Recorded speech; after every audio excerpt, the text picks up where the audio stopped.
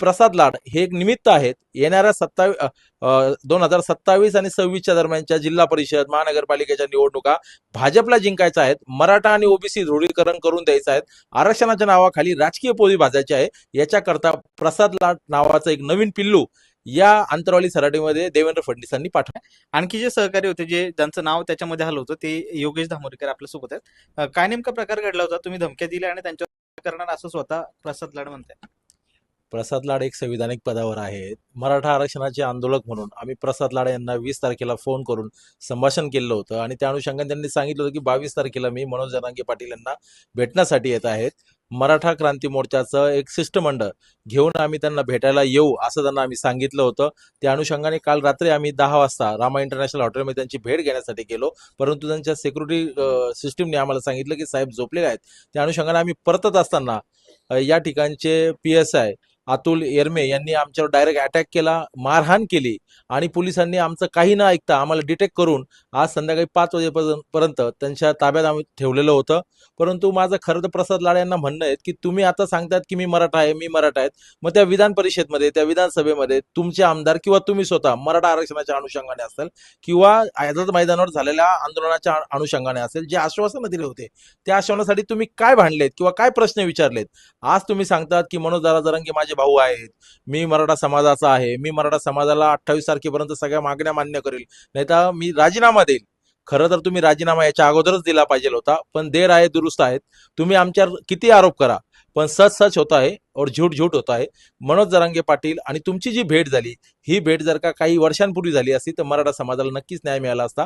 परंतु मनोज जरांगे पाटील यांचं 9वं उपोषण पर्यंत जे लोक उपोषण सोडायला आले ते रिपीटेड कधी येत नाहीत. दरवेळेस नवीन माणूस येतो, नवीन आश्वासनं येतात आणि नवीन संधी शासनाला त्या ठिकाणी मिळते. माझा आरोप आहे की प्रसाद लाड हे एक निमित्त आहेत. येणाऱ्या 2027 आणि 26च्या दरम्यानच्या जिल्हा परिषद महानगरपालिकेच्या निवडणुका भाजपला जिंकायच्या आहेत. मराठा आणि ओबीसी ध्रुवीकरण करून द्यायचं आहे. आरक्षणाच्या नावाखाली राजकीय पोळी भाजायची आहे. याच्याकरता प्रसाद लाड नावाचं एक नवीन पिल्लू या अंतरवाली सराटीमध्ये देवेंद्र फडणवीसांनी पाठवलेलं आहे. पण हे सगळं म्हणजे तुम्ही म्हणता की तुम्ही तसं काही त्यांना हल्ला करण्याचं किंवा शिवीगाळ केलं नाही, तर हे मराठा समाजाच्या चळवळीला बदनाम करण्यासाठी रचलेलं षडयंत्र आहे. खरं तर मनोज जरांगे पाटील यांनी 16 तारखेला जी बैठक घेतली, त्या बैठकीत त्यांनी पुन्हा एकदा एल्गार केला की 30 मेला मी आमर उपोषणाला बसणार आहेत. पण तत्पूर्वी 23 मेला महाराष्ट्रातील सर्व मराठा संघटनेची राज्यव्यापी चिंतन मंथन बैठक छत्रपती संभाजीनगरला होणार होती. त्या अनुषंगाने आम्ही मनोज जरांगे पाटलांना सुद्धा त्या ठिकाणी निमंत्रण पाठवलं होतं.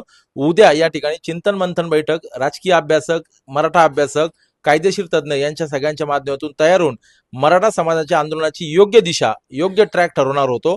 परंतु हे शासनाला लक्षात आलं की ही सगळी भूमिका कोण निभवतोय, तर याच्या पाठीमागं आम्ही छत्रपती संभाजीनगरचे सगळे मराठा क्रांती मोर्चाचे समन्वयक होतो आणि त्यामध्ये मी लिडिंग पर्सनॅलिटी म्हणून पुढे आलेलो होतो. सातत्याने मी मराठा आरक्षणाची भूमिका मांडतोय आणि मला जाणीवपूर्वक त्या ठिकाणी पोलिसांच्या माध्यमातून मारहाण करून, मला दबाव टाकून, मला कायद्याच्या अनुषंगाने अडचणीत आणण्याचा प्रयत्न या ठिकाणी या सरकारने केलाय. हे सरकार लोकशाहीचं नसून पेशवाईचं आहे. देवेंद्र फडणवीसांनी नेहमीच मराठा समाजाच्या तोंडाला पानं पुसण्याची कामं केली. ज्या योजना चालू होत्या त्या योजना बंद केल्यात. आझाद मैदानावर विखे पाटलांनी येऊन जे हैदराबाद गॅझेट नावाचं एक मृगज आमच्याकडे दिलेलं आहे, असं कुठलंही हैदराबाद गॅझेट लागू झालं नाहीत. परंतु आंदोलक आणि विरोधक हे दोन्ही सांगतात की हैदराबाद गॅझेट लागू झालं. आता काल परवा मनोज जरांगे सुद्धा म्हटले की 308 प्रमाणपत्र हैदराबाद गॅझेटनुसार निघले. माझा दावा आहे, मी कालही कमिशनर या ठिकाणी विभाग आयुक्तांना भेटलो, एकही प्रमाणपत्र नवीन 2 सप्टेंबरच्या GRच्या अनुषंगाने हैदराबाद गॅझेटची जी व्याख्या आहे त्याच्यानुसार निघलेलं नाहीत. जवळपास 3 लाख प्रमाणपत्र निघले, 51,51,000 नोंदी निघल्यात. हे श्रेय मनोज जरांगे यांच्या माध्यमातून उभं राहिलेल्या आंदोलनाचं आहे. परंतु गेल्या 8 महिन्यापासून आमच्या मराठा समाजाची फक्त 300 प्रमाणपत्र निघतात. मग समाजाला आझाद मैदानाच्या आंदोलनातून मिळालं काय, हा साधा प्रश्न आम्ही आंदोलक असतील किंवा सरकार असतील या दोघांना विचारला, तर आम्ही प्रश्न विचारतोय म्हणून आम्हाला कुठेतरी आमचा आवाज दाबायचा, सत्य समाजासमोर येऊ द्यायचं नाही आणि यांच्या राजकीय पोळ्या भाजून घ्यायच्या आहेत. हे भाजपाचं षडयंत्र आहे. या अनुषंगाने प्रसाद लाड म्हणतात की माझ्यावर जीव घेण्याचा प्रयत्न त्यांनी केला, करण्याचं त्यांचं षडयंत्र होतं. रामा इंटरनॅशनल हॉटेलमध्ये 100 पोलीस त्या ठिकाणी होते. त्या ठिकाणी रामा इंटरनॅशनल हे 3 स्टार हॉटेल आहे, त्यांची सिक्युरिटी आहेत. लाड हे एका रूम मध्ये, एका ब्लॉक मध्ये बसलेले होते आणि आम्ही त्या हॉटेलमध्ये जाऊन त्यांच्या शकतो. थोडी तरी लाज बाळगा लाड, तुम्ही स्वतःला मराठा सांगतायत.